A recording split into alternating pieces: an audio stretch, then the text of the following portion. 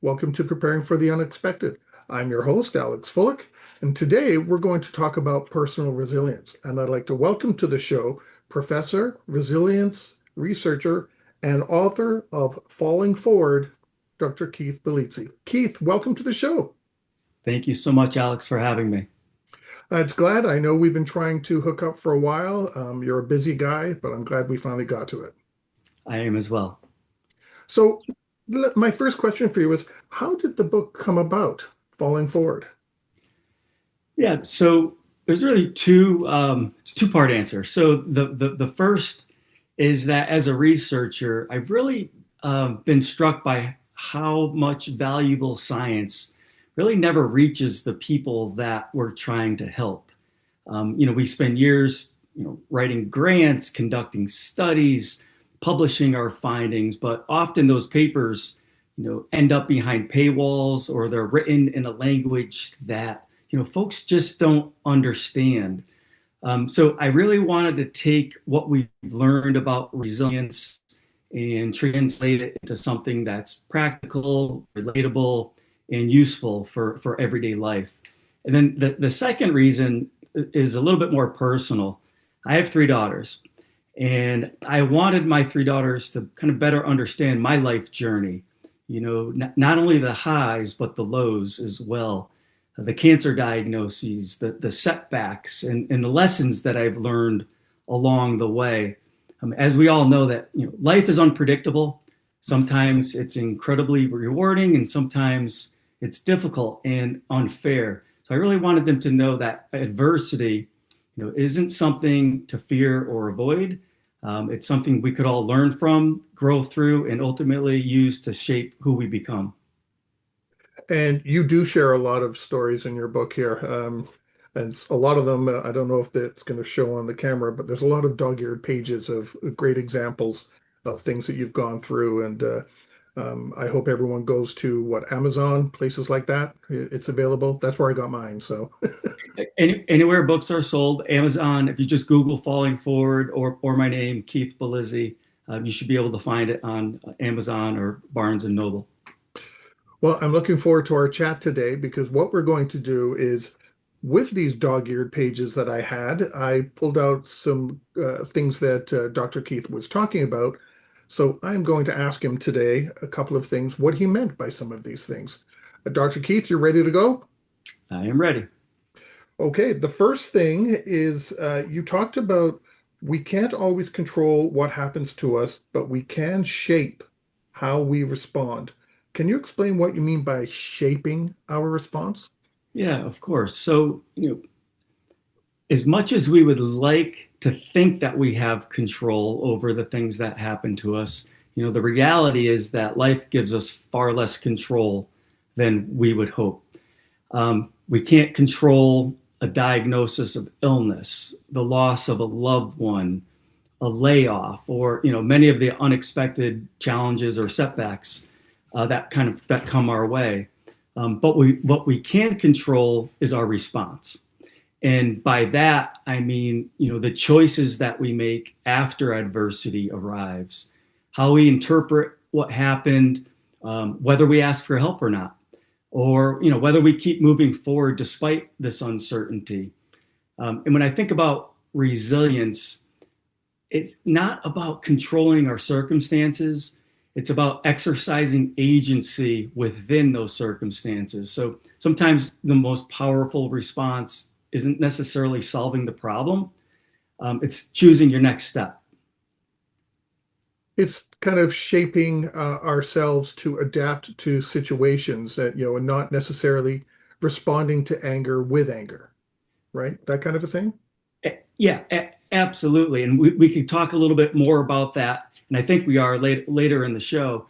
The difference between a reaction and a response. And I hope we can dig into that a little bit more later in the show. But that's one example. Oh, nice. Okay, my next question for you is practical ways to regain a sense of control. So, how do we go about um, carrying on from what you just talked about, how do we go about making sure that we do respond the right way, that we, as using my example, that we don't respond to anger with anger? Yeah. So, when life feels overwhelming, people often focus on everything that they can't control, unfortunately. And when you focus on things that you can't control, we know from research that increases anxiety. One of the most effective strategies is kind of narrowing your attention to what's within your influence right now. So maybe it's making a phone call, taking a walk, creating a plan for tomorrow, reaching out to a friend. It's these small actions that kind of restore a sense of agency. And control isn't something that we find; it's something that we build through action. And I can give you an example from my own personal experience. So when I was diagnosed with cancer in my early 20s, the doctor told me that I was going to lose my hair because of the chemotherapy. That was inevitable. That was something that I could not control. But what I could control is how I lost my hair or when I lost my hair. So what I did was I called up my best friend, invited him over to my house, gave him a pair of hair cutting shears, sat in the kitchen, and he shaved my head. And we had so much fun doing it. We took pictures, we laughed a lot. I ended up with at one point a pretty cool mohawk as he was, shaving my head. Eventually, it all came off. But that's an example of thinking about things that are not in your control, but taking back a little bit of agency. It was inevitable that I was going to lose my hair, but I did it on my own terms. So that would be an example of kind of how to regain a sense of control. Why do we try to control circumstances that we have no control over? Is it because our fear of being of what might happen, so we try to stop it, and then we're creating anxiety anyway? I think it's partly fear. I think it's partly people don't like uncertainty, unpredictability. So it's really an attempt to kind of attenuate some of those feelings. And again, from the research that I've been involved in, the research of others, uh, to be aware of what's within your control and what is not within your control is quite powerful. How do we go about determining what is in our control and what isn't? Because I'm sure you have met people and have worked with people that I know I have that seem to want to control everything. Yeah, I remember growing up, before I became a scientist, I would let many things overwhelm me and stress me out. And I always remember the words of my father. And he would always tell me that, try to be aware of the things that are within your control, and the things that are not in your control, don't waste your energy on it because there's nothing you can do about it. And it's only going to cause additional worry. And it takes practice. It's not something that you learn reading a book or you learn from someone telling you how to do it. It takes daily practice. Even some of the things that we're going to be talking about today. I'm a resilience researcher, and I still have to practice the techniques that I write about in my book and that we will be talking about today. So it takes daily practice, like everything else in life. Yeah. I know my mom sometimes gets upset over things. Oh, worry about this and worry about that. And I keep telling her, Mom, I live 1,000 miles away. There's nothing you can do if my car breaks down on the highway. Right. Absolutely nothing. So I can't even do that. I do my mitigation oil changes and things like that. But Yeah. if it breaks down, I have to deal with it. I can't Right. control it. I just got to deal with it. Right. And But you, I've been trying to teach her yeah. that same kind of thing, like stop worrying. You have high blood pressure. you're hurting yourself, not just mentally, but physically. Right. Right. Yeah. And the example you gave is a great example, right? So you can't control whether your car is going to break down, but you can prepare for that possibility. That's the distinction, right? So, Hmm. in the United States, we have AAA.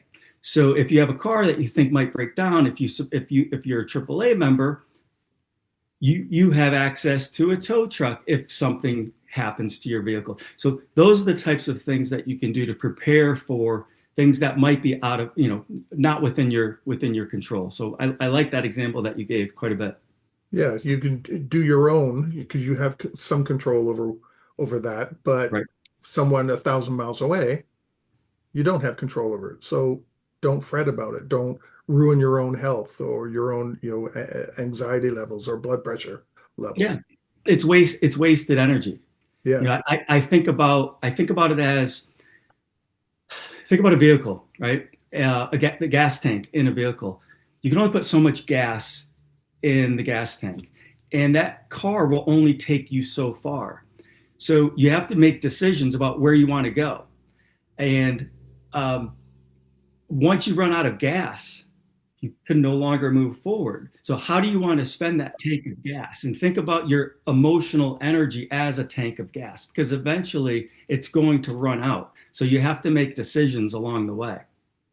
To replenish, to review, monitor, your look at your speed levels to see how far you want to go or how fast you need to get there. And the faster you go, the more you'll burn yourself out.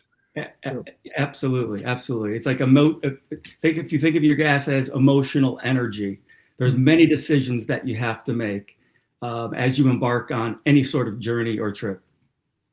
Well, on that note, we've come to the end of our first segment. We're talking today with Dr. Keith Bellizzi, author of Falling Forward, and we will be right back.